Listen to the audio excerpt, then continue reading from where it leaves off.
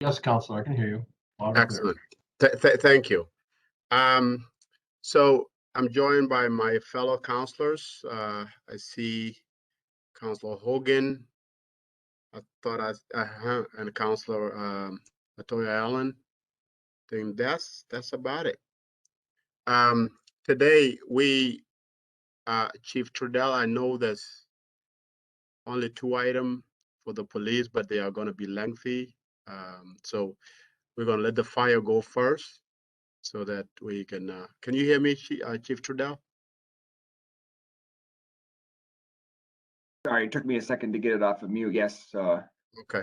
Okay. So we are going to wait with your item. Let the fire go first, and then we'll come back to you. Chief Mon. Hello, how you doing, Councilman Majuk? Good. Thank you, Chief Trudell, for letting me jump ahead of you. I have 11 items for today, and I'll go down the list of the items I have. And hello to everybody else. The item number 1 is for us to continue our agreement with Sean Morrison to provide plan review services for our fire department permitting process that works with the city codes and permits division. Morrison is a qualified professional who provides plan review support for our agency. He also is responsible for implementing the New York State Fire Prevention and Building Code.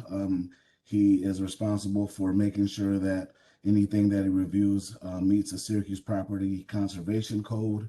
He attends all the meetings, pre-planning and development meetings upon the request of the fire chief, and he provides engineering consultation to builders and professionals that are designing projects in the community. So that's item number 1, and that is not to exceed $20,000 for the year. And this will be his 3rd year with us. I'll go on. Does anybody have any questions, or do you want me to just go through the list, Counselor? No. Any Counselor Hogan, Counselor Allen, do you have any questions? Questions? No, Counselor. Counselor Allen, you got one? No, I'm good. Okay. Thank you. Okay. And you said we've been working with this individual for how long, Chief? 3 years, you said? This will be the 3rd year, yes, sir. Third year. Okay. Yes. Okay. And this doesn't need any bidding or anything, right? It's Nope. This is a waiver item. There's a little history. 2018, we had 1 plan reviewer. He was a fire engineer. At that time, we were back almost 500 permit applications. So we were trying to hire another fire protection engineer, but the expertise in this field is so technical, we had a hard time actually finding any candidates. And we were actually going on people's LinkedIn's, and we searched high and weren't able to get anybody to take that job. And at that same time, the fire protection engineer we had resigned and took another job. So Sean came in and started working and start fulfilling that gap to meet our permitting requirements. That's how. Is he local? Is he local? Yep, he's local. He's got all the certifications we need. And he and I talked to Jake Deshaw, and Jake's gonna send me some information if you'd like. If without him involved, our permitting process we'd be falling behind in permits.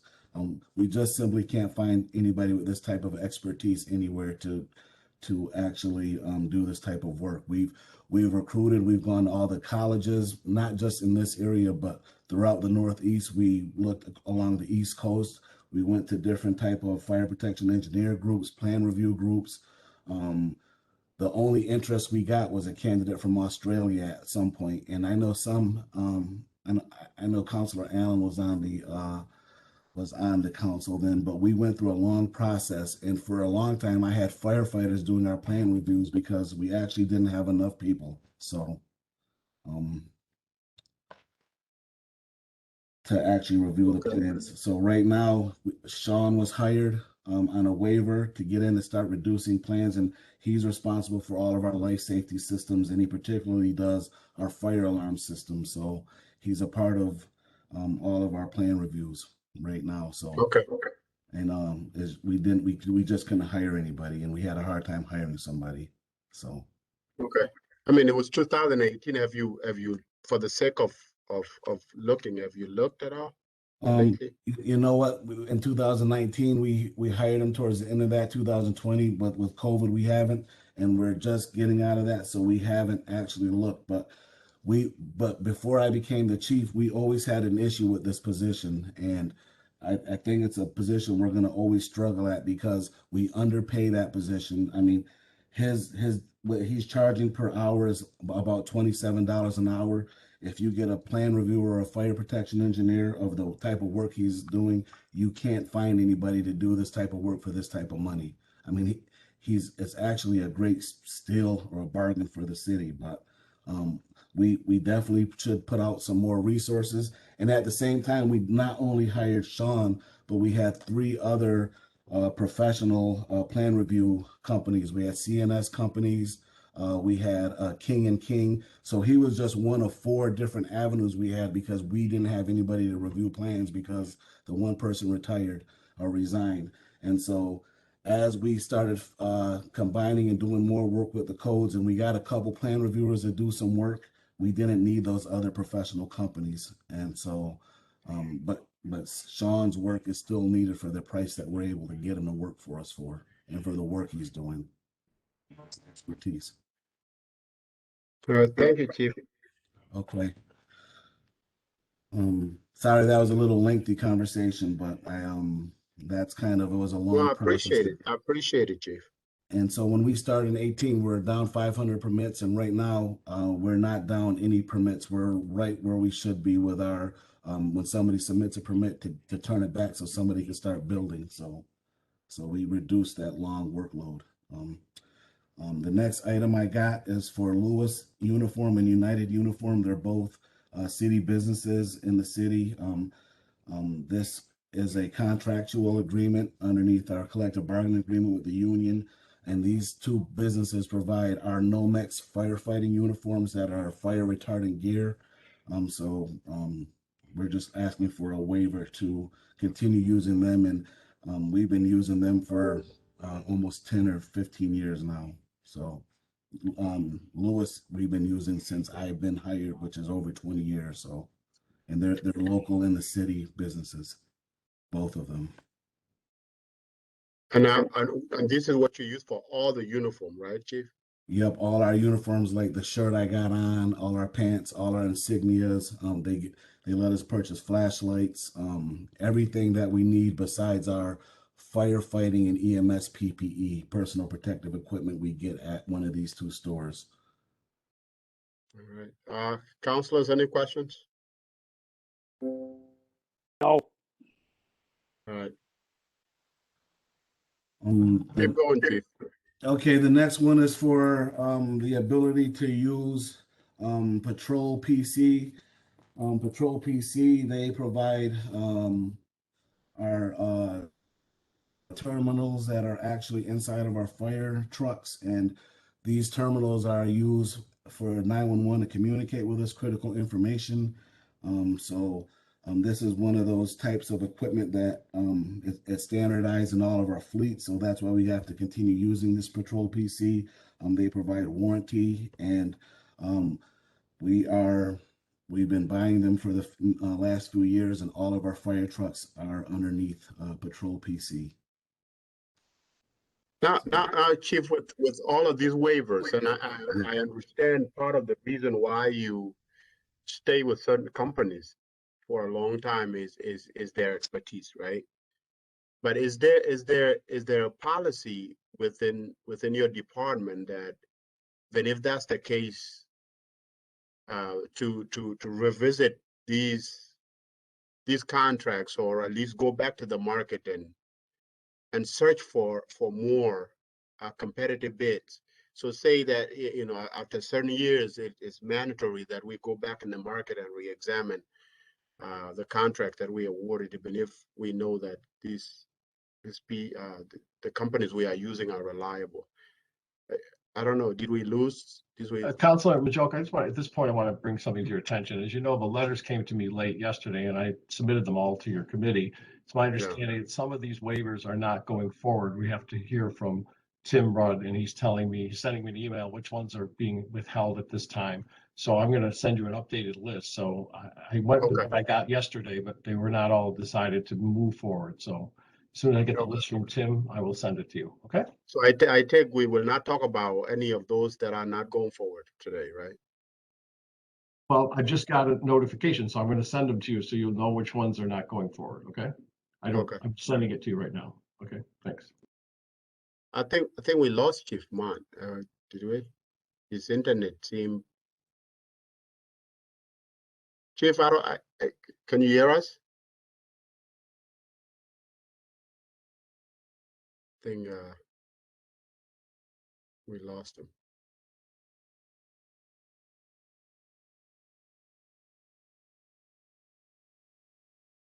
Give him maybe a minute or so to. I don't want to jump into the fire. I mean, to the police item. That's another heavy lift. That will require a lot of time as well. So.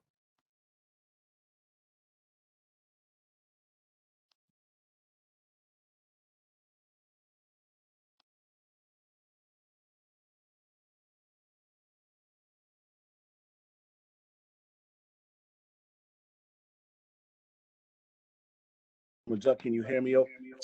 Yes. Okay, Yes. sorry, my desktop isn't working, so I had to log out of that. I heard everything you said, Mr. Kapanis. I had a conversation yesterday regarding the information you just brought up. I'm not particularly sure which ones that Tim Rudd said are being held. Could you tell me those now so I won't go over those? But I think I talked to Councilor Majuk yesterday, and I was advised to bring him to the meeting because some of these issues are going to affect bills being paid and things like that. So, if you could tell me which items that you don't believe should be on. I'm waiting for Director Rudd to get to me. What happened was, because I didn't have all the letters from him, if you'll notice, there's some letters just directed to Mr. Rudd that were put into the meeting. But under the charter, Mr. Rudd is the one who has to send the request for a waiver of competitive bid to me. So I wanted to make sure everything was presented to the council, so I submitted it all. Since I submitted the letters, I've been advised that some of these are being withheld at this time. I'm asking him to give me a letter or an email so I can send it to you at the meeting. I'm hoping he's doing that right now. Okay. Yeah. Is Tim Rudd in? Director Rudd in? Is he? No, I asked him to join the meeting. I don't know if he's in another meeting, but I asked him to join to be able to answer any questions. Okay. So how many do you have so far, Chief? Let me. So I'm down at 3. 9. I have 8 more. Yeah, eight or 9 more.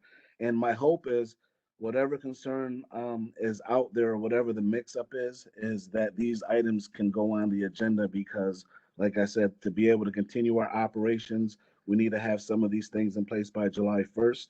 And also, we have certain bills that need to be paid, particularly this Lewis uniform and United uniform.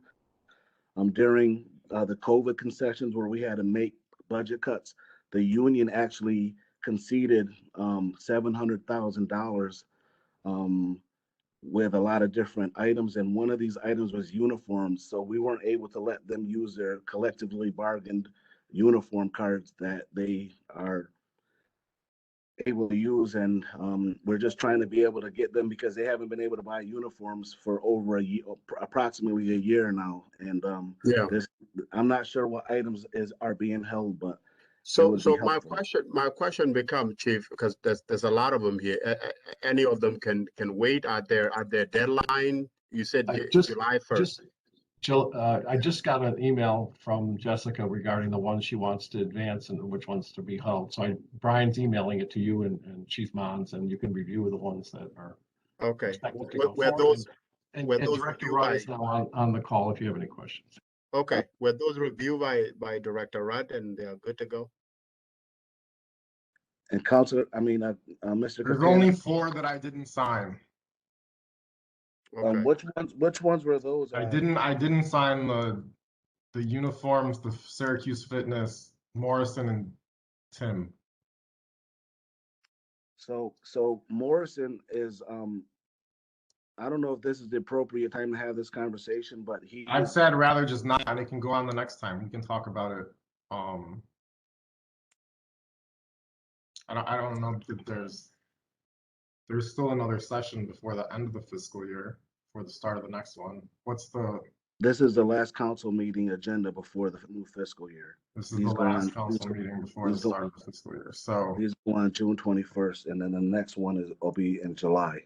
Okay, so if you need to review them, Director, right? I guess that's where you have that conversation, Chief Juan, have that conversation with the director, right? Because I don't want to put an item on the agenda. I have to pull it because the details are not settled. We would rather do that now than I don't, Councilor Majuk, you can, if you want, you can move them forward and we can just collaborate. And if I don't like it, then you can hold it for me. Okay, that works. Go ahead, Chief. So I believe I'm on item number 4, which is United Radio, and this is to allow the fire department to purchase and repair Motorola radios. And this United Radio is the only authorized certified dealer of these Motorola radios.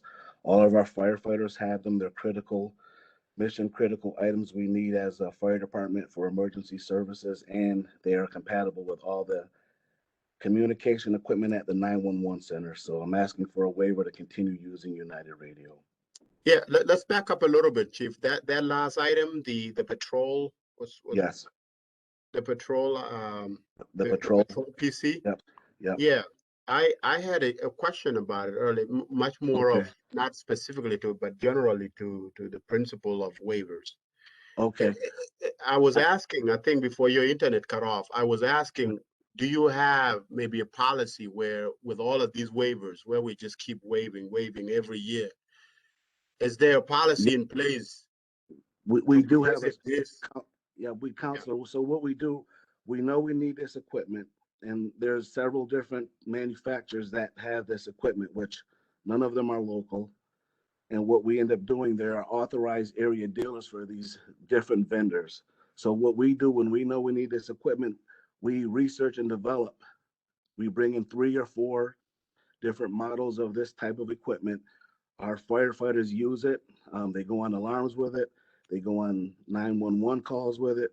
We figure out, we get our people that have the expertise in this area, and they figure out which types of equipment we need to standardize our fleet. So all of our firefighters are capable of working at one fire station, going to a different fire station.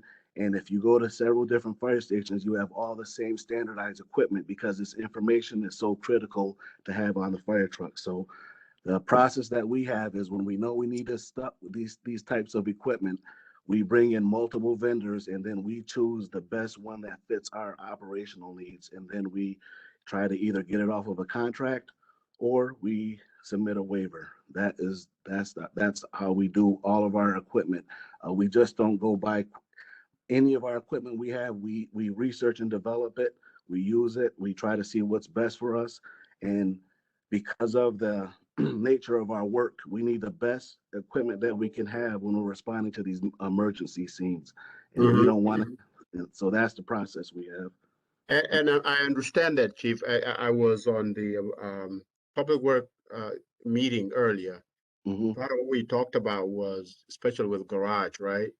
And we had one local bidder that was in there, but they were not the right fit. And what I'm saying is, yes, we may have local people that are great, but may not fit what the city is looking for.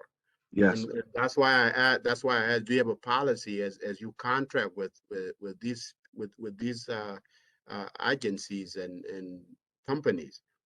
And I know they have specialized skills. Do you have a way to revisit that contract and say, you know what, there are other people that are providing better services than to just stick with the same company for this long? Yep, I believe we can go and we can research and develop different vendors.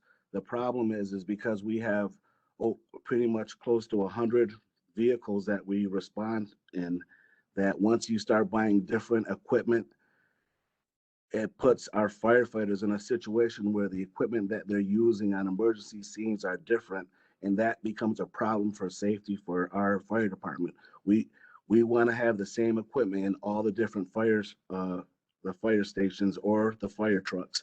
And if we can find similar things that meet our needs, that we feel like we can do a large amount of training that doesn't cost a lot, and we look at the different costs. If we had to retrain everybody on some new equipment, I mean, there's a dollar amount to that. The people that are training, we have to put a dollar amount to that. So when you put all those things into consideration, but the number one consideration is safety with this particular item. 911 is like COVID. We use these things every time we went on a call with COVID. So if they got a call that was a COVID situation, they would send basically a text message to this MDT, this device, and it would tell us this person is in isolation, this person has been quarantined. So that lets our firefighters know before you get on scene, you need to get out of your apparatus, put on all your PPE, just like if you're in a hospital on the COVID floor, and it gives us the information we need to do our jobs. So when you have different devices that are giving you information in different ways, and different firefighters. We have 355 firefighters working at 13 different fire stations.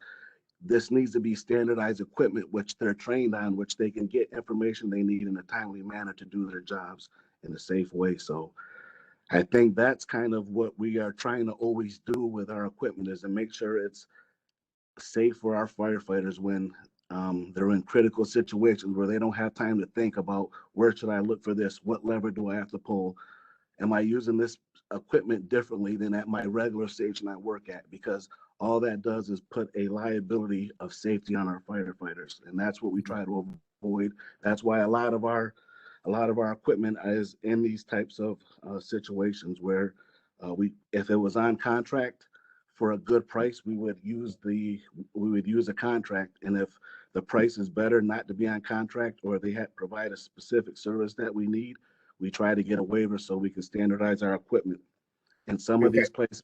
Okay. Yeah. All right. Well, thank you, Chief. So just get those letters that are not included in the agenda to John quickly, so he can do his part to make sure that they make it into the agenda. Okay, so I'll touch base with Budget Director Rudd after this Yeah. meeting, or tomorrow morning, or whatever the best time frame is for that. Yeah, as soon as possible. Huh? Okay, I will Okay. do that. Yep. So go move on to the United Radio, unless if Tomorrow any other morning would council. probably be best for me, Chief. Okay. Okay. Does any other councilor have any question? Okay, go ahead, Chief. Did you want me to go over the United Radio again, Counselor? I think you went over. Any other councilors have question on the United Radio item? No, move on to the other one, Chief. The next one I have is for Jerome Fire. Jerome Fire is our authorized and sole service provider for our self-contained breathing apparatus. Those are the face masks we wear into smoky, hot conditions at a fire scene. Jerome Fire Equipment is the only specialized, authorized dealer that's certified to actually provide maintenance and service to these apparatus. So that's why we're asking for a waiver for this particular item, What's the dollar amount for that, Chief? up to $100,000. Okay. All right. Any question, councilors? All right, keep going, Chief. So, I'm Chief, good. Yes. Counselor Majoke, so when I get the letters from Director Rudd tomorrow, they're okay to go forward, is what you're telling me, correct? Yes. Okay, thank you. Yes. Keep Okay. going. So the next item I have is for E1. E1 is a manufacturer of our fire apparatus that we buy, our fire engines that are dispatched to emergencies, fires, and medical emergencies and rescues, car accidents. So E1 is also the sole supplier of the parts that go on these apparatus, and we have warranties with them, and so we're asking for a waiver to be able to provide an avenue so we can buy our parts and supplies for our fire trucks, and these are for our fire engines that carry the most hose on them, and we're asking for that particular waiver. We're asking to spend $92,000. I'm on Okay. my cell phone because my desktop isn't Yeah. working right. Can you hear me okay? Yes. Okay. Do you have any questions on that, Counselor? No, I don't. Any other counselors? Any questions? No, keep going, Chief. Okay, the next one is PBS brakes. We're looking to be able to continue to buy brakes from this particular vendor because this particular vendor is the only vendor that's a one-stop shop that is capable of supplying parts and repairs to our entire fleet. And additionally, this supplier offers this service that we have, and it's called severe service linings, which they actually reuse our brakes and reline them so we could reuse them over and over again, up to 2 or 3 times, which saves money. And it provides a safer vehicle braking system during emergency responses. And this particular item, we are looking to spend $20,000 at PBS and brakes to continue to service our brake pads and parts and supplies for braking systems on all of our large fire apparatus. Do you have any questions on this? No, I don't. Any other counselors? No, keep going, Chief. Okay, the next one is Sutphen.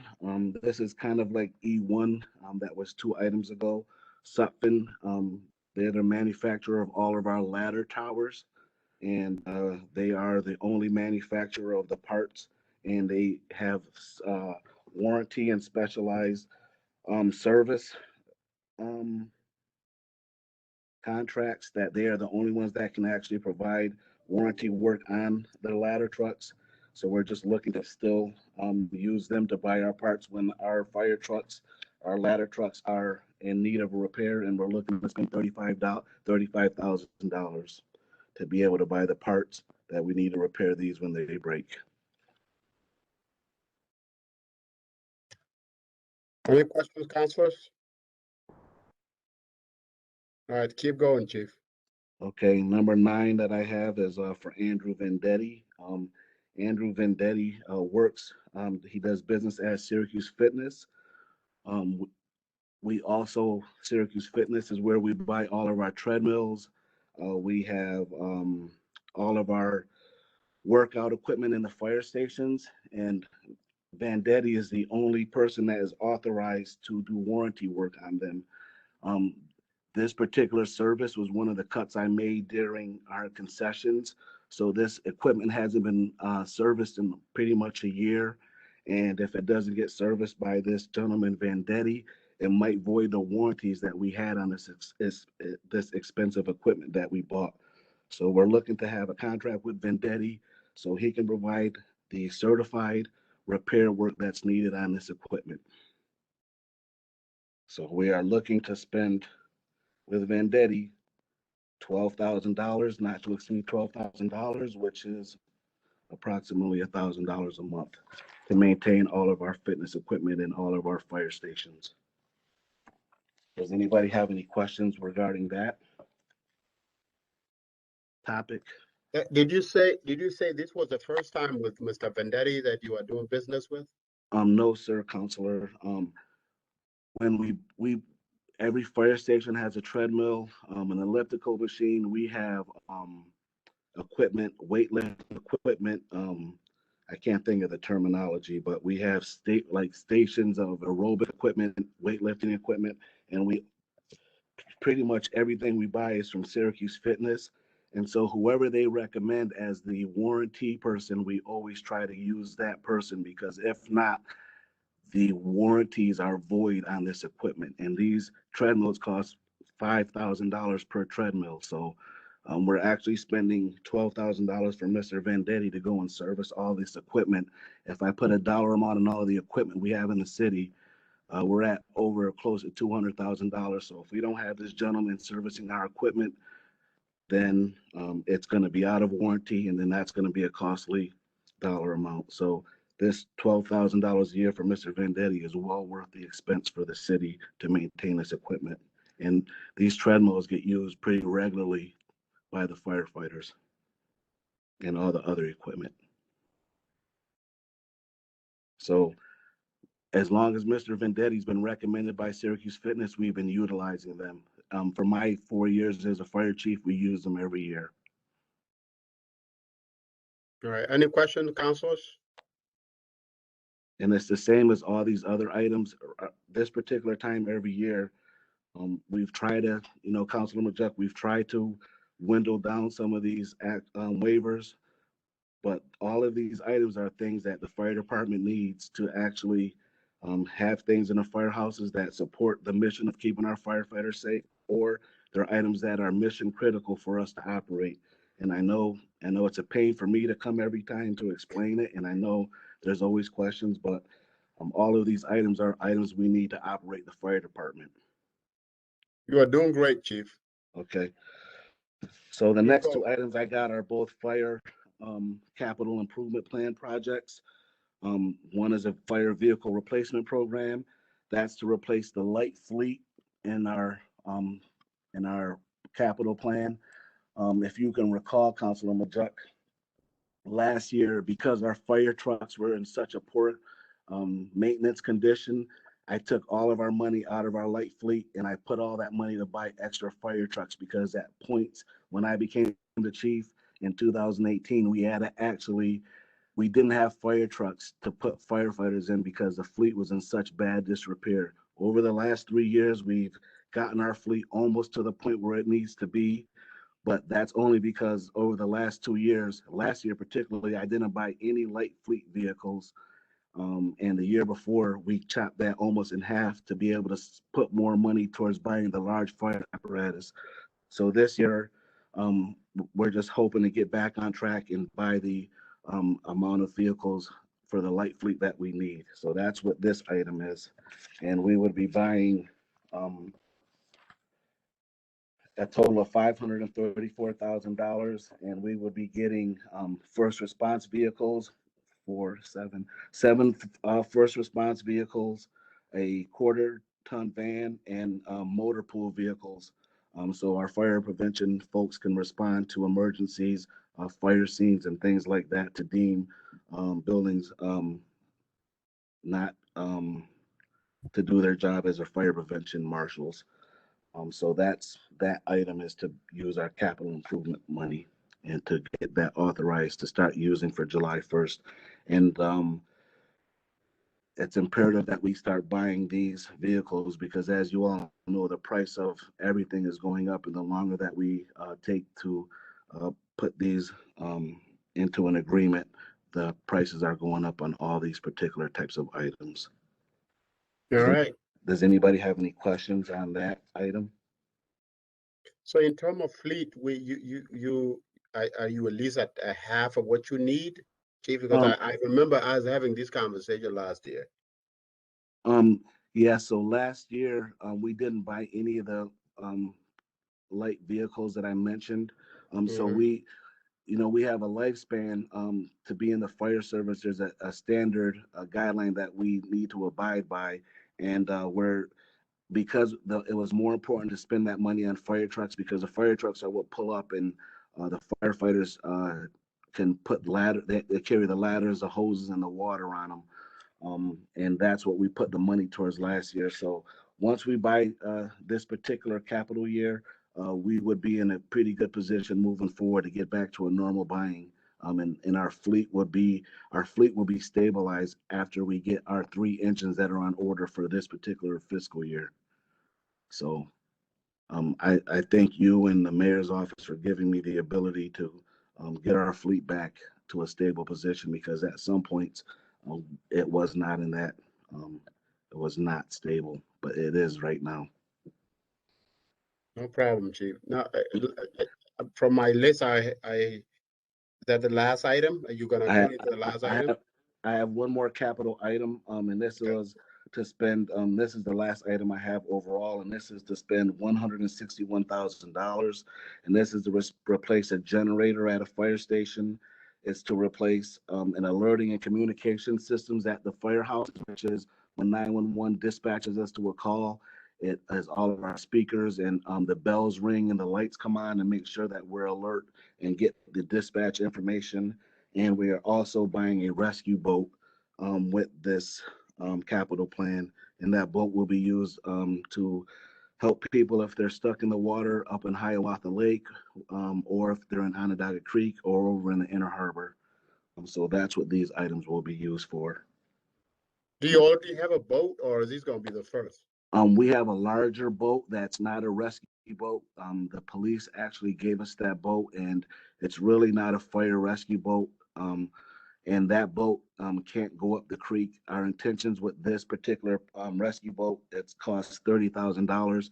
We're hoping that we're going to be able to dump it in Onondaga Creek if at any point throughout the creek. And I know Julie LaFave and the Parks Department are starting to do rafting and those types of recreational activities inside the creek, and we don't have anything right now to go inside the creek to help anybody. So that's our goal, is to be able to provide the services if somebody has a water rescue or a swift water rescue, to give my firefighters the equipment they need to have a fighting chance to save somebody.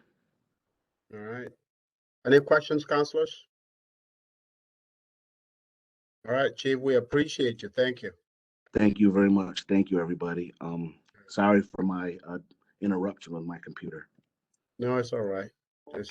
Counselor, if I could have just, this isn't a question, it's just a comment, and maybe it's because Chief Mons brought so many issues as far as no bid and sole provider and all that, but and naturally the Common Council doesn't really have any kind of powers as far as investigative, and that's not that we would need any. But I was just wondering, is anybody at City Hall could track maybe occasionally or find out with the respective departments, DPW, fire, police, or whenever they're sole providers, if we could actually find out if there are sole providers and if there are no bid, if there is a reason for all these no bid contracts.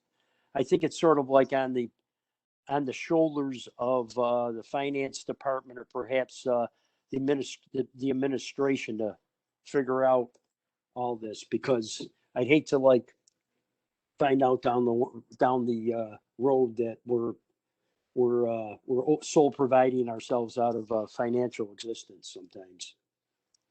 And Councilor Hogan, may I make a comment? And this is anything to do, Chief. This doesn't have anything to do with you, but I know you don't have a lot of resources and a lot of personnel. I haven't run a department myself, but I just don't think that the burden should be on you to find out if they're just sole providers. I mean, I think the burden should be on a third party, and perhaps the administration should take on that burden, Yep.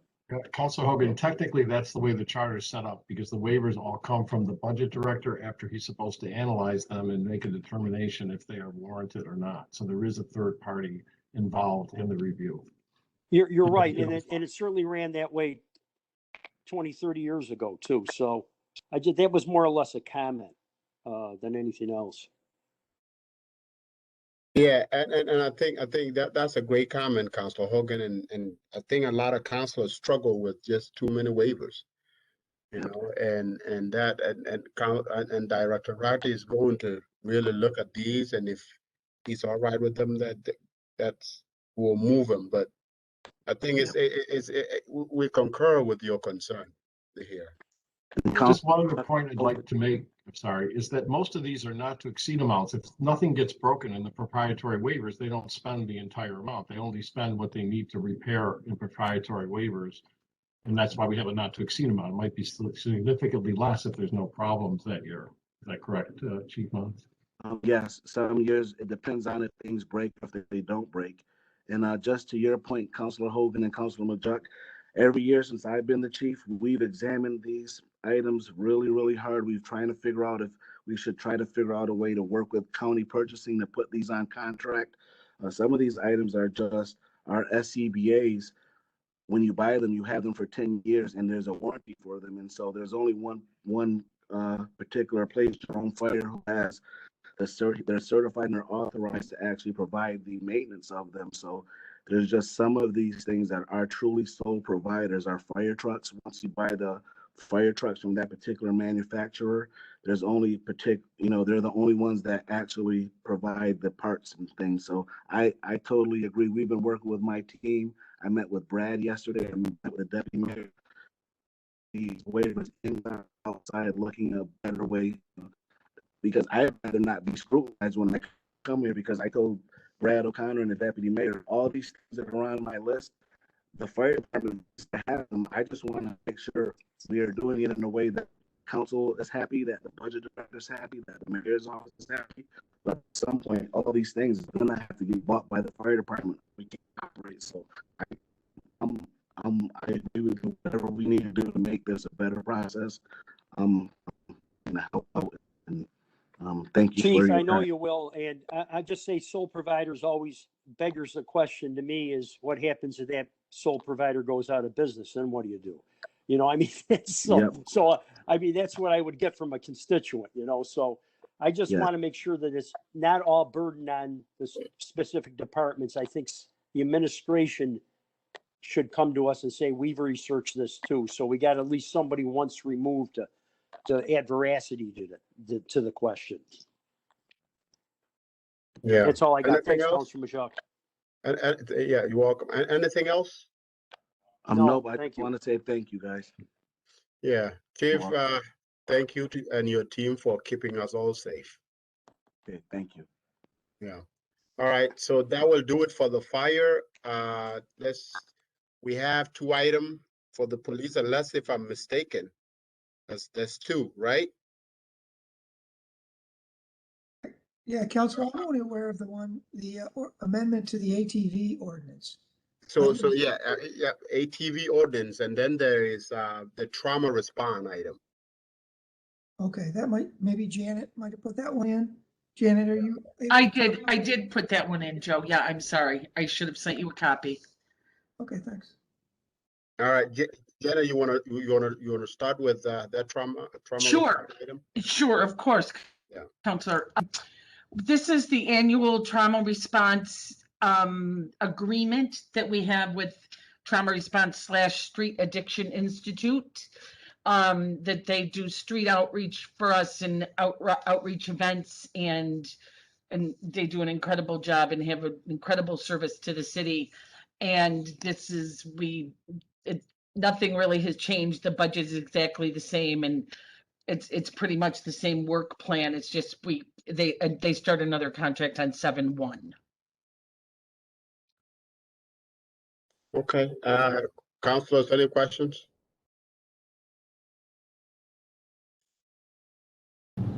No, Okay. All right. Well, Janet, I think we are pretty familiar with this contract. So Yep. that will be it. Well, thank you, Janet. Sorry, I didn't realize my camera was off. Okay, that will be that. Let's move on to the ATV item. Chief Trudell or Chief Cecil, who's going to walk us through this?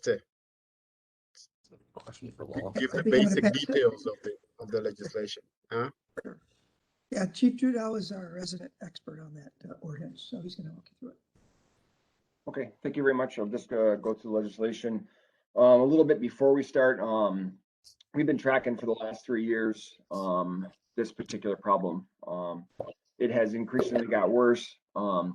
We have attributed 3 fatal crashes involving ATVs and dirt bikes, 15 crashes with injuries involving these, and then 5 without injuries. So there's a significant public safety issue, both to the riders and drivers of the ATVs and dirt bikes, plus to citizens on the street. We had one real bad one on Salina Street where pedestrians were hit by a a four-wheeler that lost control.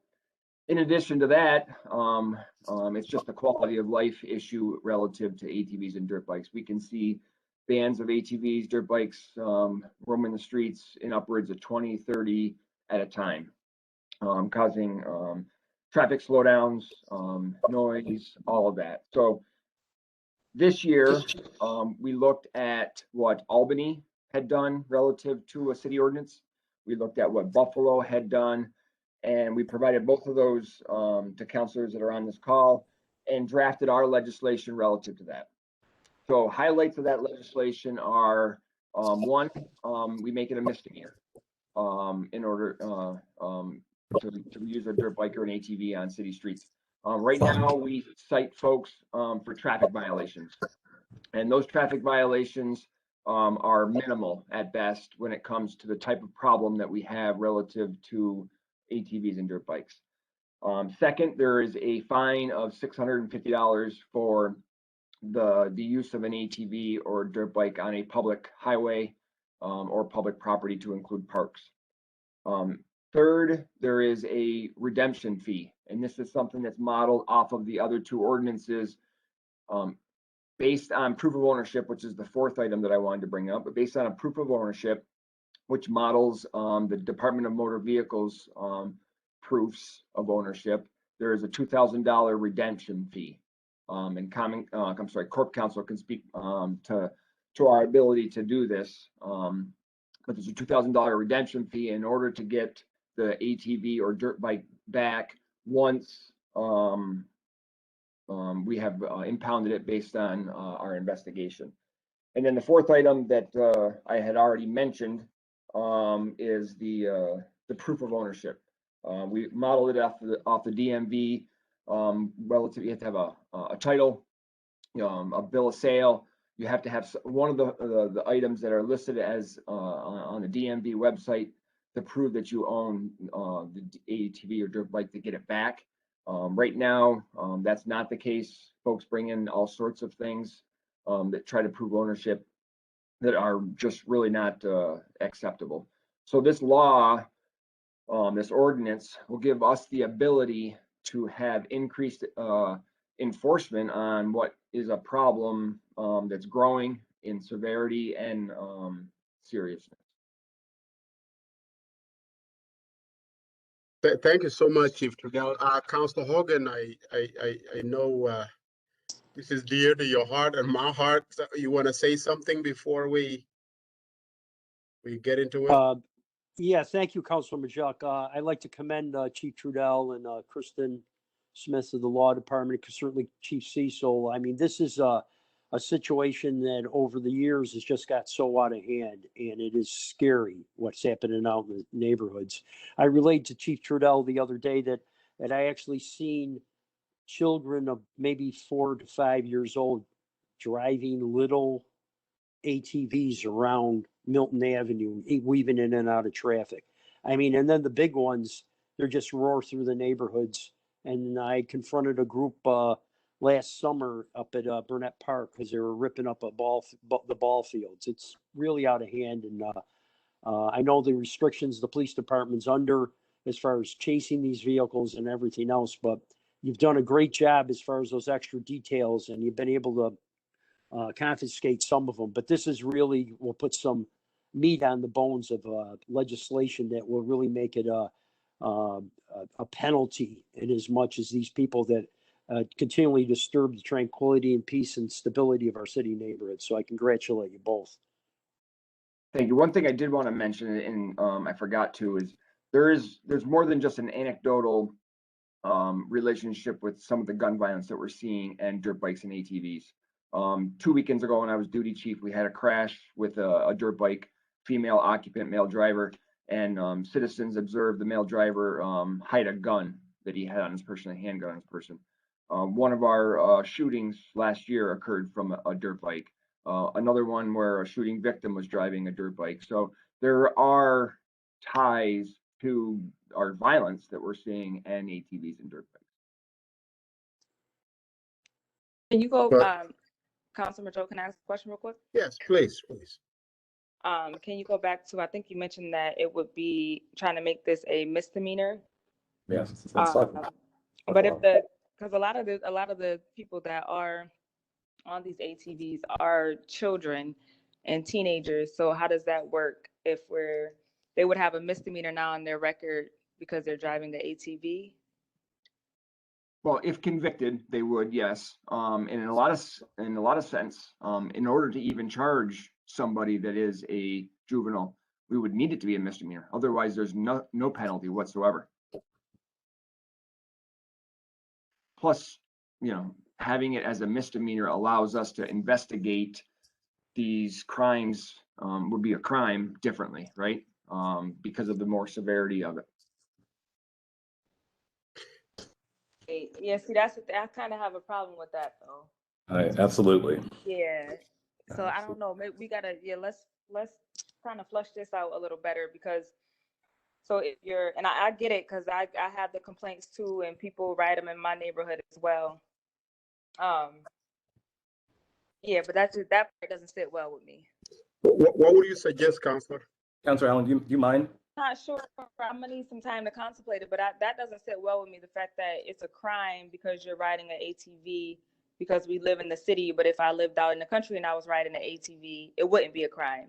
So that part, especially for like the teenagers and the young people, I don't want them on the ATVs either, but I also don't want them to have a criminal record right off the rip for it if they're 13, 14 years old.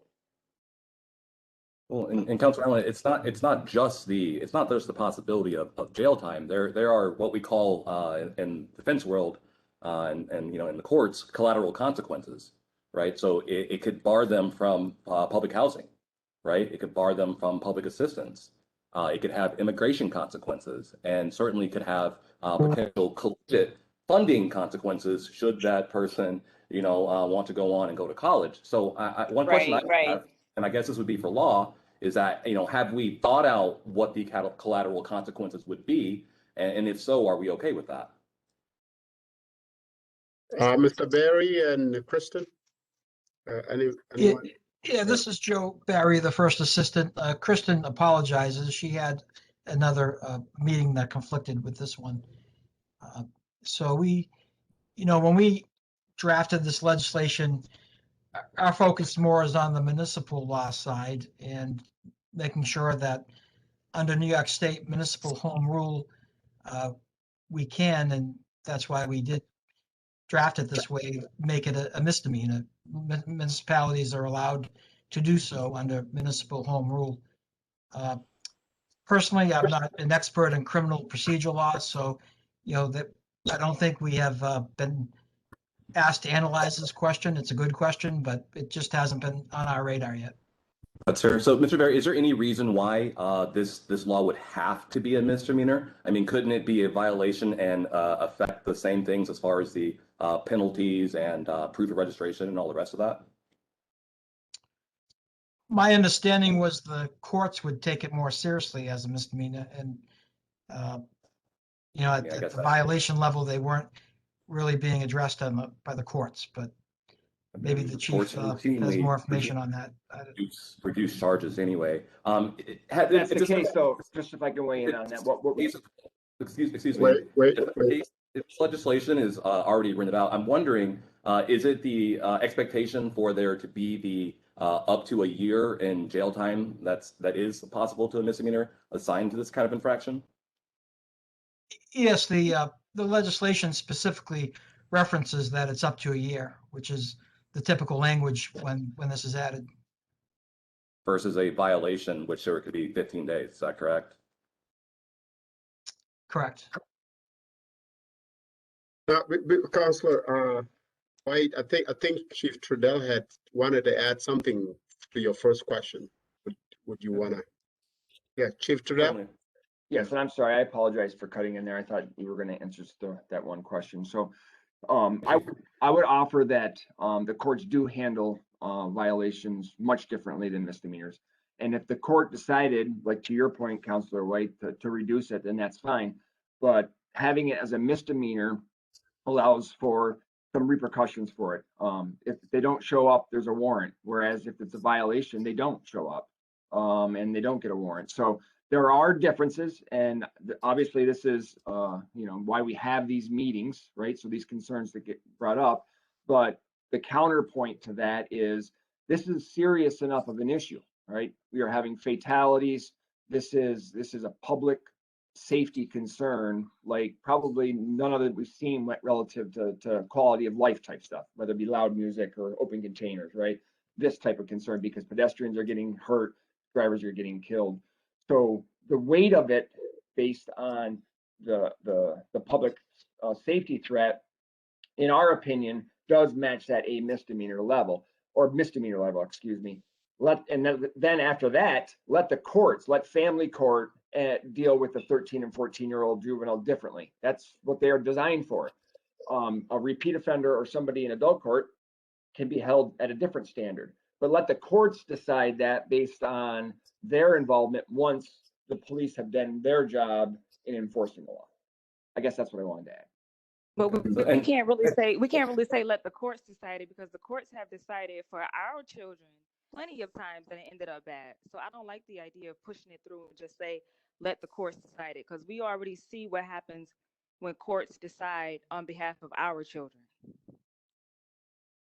I would just add that respectfully, I'm in criminal court every day, and I know for a fact that warrants are routinely sent out for violation level offenses. And, I don't think that, the problem here is an issue of denying the seriousness of the public safety issue. There's nobody that can deny that, right? I think the issue here is whether or not we are over criminalizing Black and brown youth, right? I think that's the ultimate problem here, and whether or not we're setting up some people for failure through these collateral consequences that aren't designed, that aren't, shouldn't be desired. Do we want to make it harder to get that bike back? Yes. Do we want the bikes off the streets? Absolutely. Right? Do we want to increase fine for when these occur? Absolutely. But what we shouldn't be doing is attaching criminal consequences to people's lives over this issue.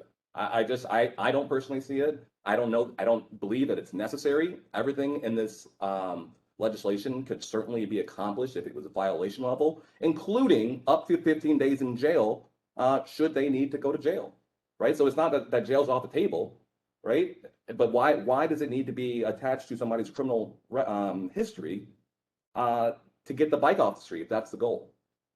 So I guess that brings me to this question for Joe Barry. Joe Barry, could this be designed in a way that it's, instead of it going straight to misdemeanor, could it be designed in a way that, going from first offender of occurrence to second occurrence and eventually to something maybe higher? Is that something that could be done rather than going straight from one to another? Yes, off the top of my head, I believe we could have, first, second, and third kind of violations that lead to the higher penalty. So you'd have first offense would be a violation, the second offense would be a misdemeanor, Joe? Potentially, if that's what the council's comfortable with. Councilor White, are you comfortable with a 15 or 16-year-old like driving around like in a regular vehicle has haphazardly and as dangerous as some of these people do it on their illegal, unregistered dirt bikes? Councilor Hogan, I understand the public safety issue, and I believe that something does need to be done about it. I'm worried about what are we going to do about it, and is that the right move, right? And also we're considering, I mean, the people most in danger here are not only the public, but also the people driving the vehicles. I mean, I rarely see any of them with a helmet on, speeding at incredible rates of speed. I think sometimes if that a misdemeanor or a violation, misdemeanor might save a life here. So I certainly, I understand your concerns. And I get it, Councilor Allen. Councilor Allen, I think you had something you wanted to say before I continue. Are you there, Councilor? Okay. So I would Councilor White and Councilor Hogan, would we be comfortable to have the Corporation Council look at the level to expanding the level rather than going from offending to misdemeanor? Would that something we want to look into rather than just? I would be comfortable with a first offense being a violation, the second offense being a misdemeanor, if that's possible. Councilor Okay. White? I'd like to see how it looks, and maybe think about it a little more. I don't know if I'm okay with the second offense going straight to the misdemeanor. I do understand the ultimate goal of an escalating penalty, so I am more likely to be in favor of something like that. But I would like to see it in writing first, and that's legislation stands currently. I certainly couldn't support it just being a misdemeanor. Okay. Well, Councilor Choke, yes. Councilor Choke, hi. I jumped Yes. on. I'm a little late. I'm sorry. Welcome, Madam President. Thank you. But I heard some of the conversation, and I'm hoping that at some point we can have a committee meeting and talk about that as far as the youth. But right now we're talking about the bikes and not having a helmet. And I hear what you're saying about the misdemeanors. But let me ask this question, right? Since everybody keeps talking about communication and building communities, have we ever tried to go through there with the police and have a sit down with these folks? Because people know in the communities who they are. Have we tried that? Are any of the officers on? Yes, Chief Buckner and I specifically went to the west side, I think it was La Liga, and spoke at community meetings there. Our captains have spoke at all of the neighborhood watch meetings, particularly on and I bring up the west side, in particular, and had those discussions about what's legal, what's not legal, because I do understand that, culturally, maybe it's accepted as a form of recreation, but people have to understand that, legally and from a safety perspective, that it's not. So we have had those conversations for sure, trying to educate the youth, trying to educate the community on the severity of the problem and what's legal and what's not legal. And just to add a little bit, Madam President, I remember 2 years ago, Chief Buckner came to fire burns in the Strathmore area, and it was a part of the conversation as well. So I don't know if that answers. Okay, and I'm not trying to be Debbie Lovejoy or nothing like that, but my thing is, we have community folks that we should utilize, because apparently our strong arm approach hasn't worked in 50 years. So why don't we utilize the folks in the community that know the community, that can help us sit down with them and try to shut some of this down?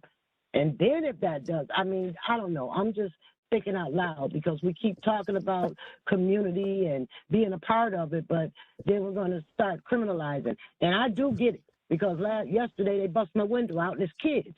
But we have to, I don't want to see all of my 14, 15, 16-year-olds with a criminal record that's going to start them on their way. So I just, was wondering if we maybe can figure out a way to get the, what's the lady, Pat, that used to run the center on Shiner Street?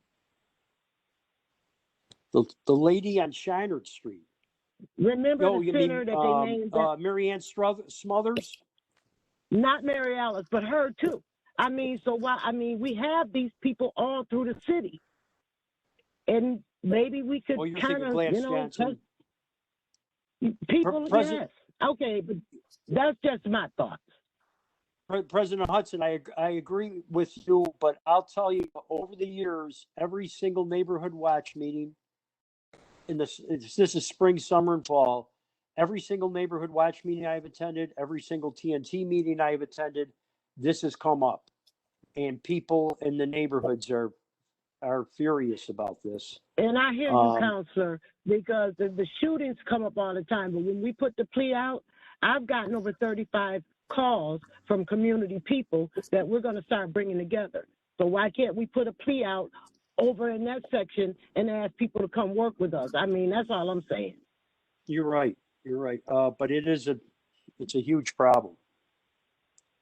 All right, so Joe Barry, and in the Corporation Council, we're gonna think this part through again and work with what we already suggested.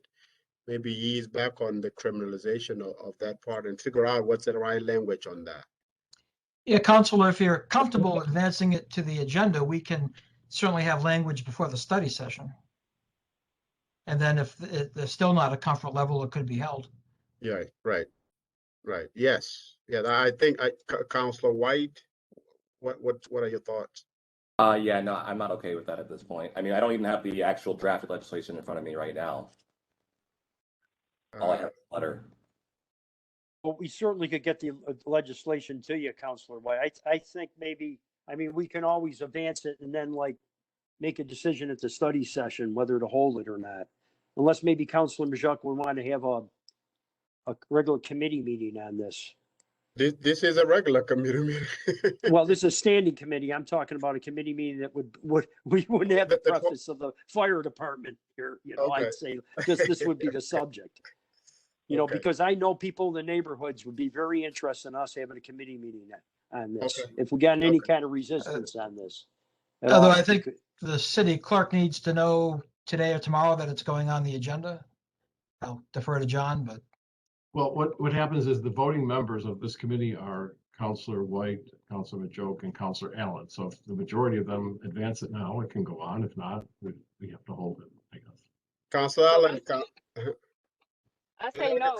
Don't put it on right now. We can do like what's suggested, a committee meeting for it. We all agree that there is an issue with the ATVs and the people that are riding them, but there's just the language in there, and especially with the just charging them with a misdemeanor. I just didn't like that fact. If there was something where they were confiscating the bikes and then charging them a fee to get them back, it would have to be a hefty fee. I'm okay with that, but just the part of them getting a misdemeanor, I'm not okay with that. So I don't want to move it forward with that language in there. So I would prefer to have a committee meeting and then go forward. okay. Another committee meeting. Okay, well, that's what we're gonna do then, because we're gonna probably do another one soon to see if we can advance it. But I you know, we would work on the language, and if it doesn't fit what we all want, we can always withdraw it or hold it. But if you're not comfortable, Councilor White and Councilor Allen, I guess that stays. Yeah, no, not comfortable at this time. I mean, I think we have the ability to get there. Because again, like this is a serious issue, right? But it's just very interesting, like Councilor Allen said earlier, you know, that somebody could be riding out in the country, right? You know, right across the line, you know, and it's a violation versus here it's a misdemeanor. And I think that's worth looking at. Okay. Well, I think Counselor White, if you could ride out in the country in Marcellus, you can go ride forever, and you're not going to like ride into Seymour Playground and hit a bunch of kids. So it is. I don't know if that's a proper analogy, you know. So well, I understand the difference, but the problem is, you know, he wants to bring up culture, and when we talk about culture, you know, these kids should have the opportunity of recreation, but they should have recreation that's appropriate and safe and right. So we all agree on that point. Right? I think we disagree on what we're going to do about it. And I'm talking to Shoal China Street Boys Club member. I know all about recreation. So I agree with you. Maybe like I agree with the misdemeanor might be too heavy a blow at the first time, but I would like an opportunity to get to some of the neighborhood groups and tell them what we just discussed and find out what they have to say about it too. So maybe a committee meeting at some point would be a good idea, Councilor Majok. You can get to your neighborhood folks too. I'll take care of this as soon as time will allow us to do so. I'll work with John and the Common Council staff to figure out what's the best way to get this going. All right, but Chief Trudell, Chief Cecil, and everyone, councilors, thank you so much. I think that will do that. Hold that item there. All the items that we were okay with are going on the agenda, except the ATV legislation, John. And we'll figure out a best way to go forward. And Chief Trudell, I appreciate your effort. Joe Barry, thank you so much for the effort. Thank you, sir. You're welcome, and we'll continue to look at revised language that we can share. Certainly, certainly. All right, anything else from the police department? All right, that will do it for us. Have a great day. Thank you, care. Counselor Majok. All right, bye-bye. Thank you.